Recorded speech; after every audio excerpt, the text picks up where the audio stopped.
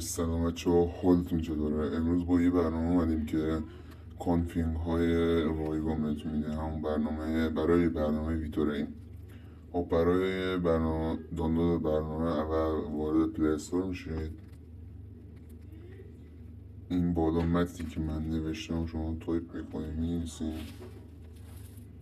اینجا، حوزه سرچ رو میزنید. بعد این برنامه اولیه رو براتون بالا میاره که تصویر زمینش اس هستش.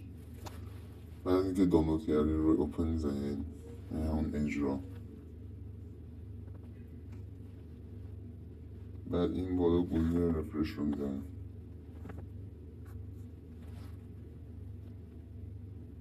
بعد از اینکه اینو زدین، این متن بالا باید براتون عوض شه اینجا.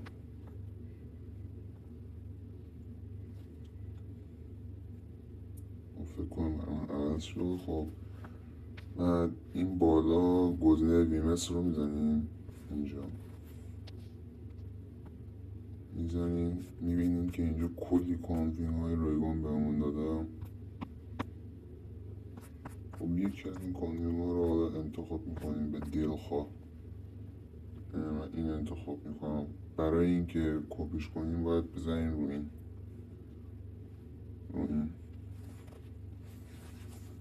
خب میایم تو برنامه ویتوری، این بالا گزینه مثبت رو میزنیم سمت راست. اگه گوشتون به فارسی باشه سمت چپ برشون فکر کنم میزنیم. بعد گزینه دومی، این پیکربندیه، فکر کنم از کیورد میشه برای شما به فارسیش. اینو میزنین و میبینین که این پایین براتون یه کانفینگ اومده و روی این کلیک میکنین و حالا هر کاری که خواسته میتونین باش انجام بدین. بعضی وقت اینم بگم بعضیاش کار نمیکنه، باید بگردین خوش بده پایین. الان اینی که من زدم پینگ 7593 میده، یعنی بارگیریش خیلی خیلی کنده.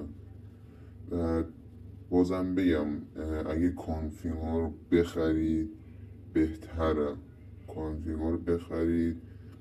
منظورم اینه که کانفینگ ها رو بخرین چیزش بیشتر از سرعتش. مثلا الان کانفینگ هایی که خودم درست کردم پینگ 755 میده، بعضی هاشون 400 میدم.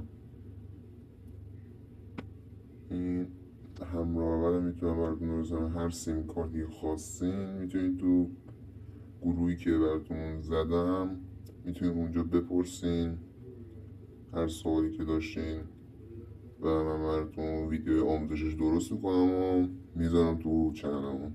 خدا نگهدار.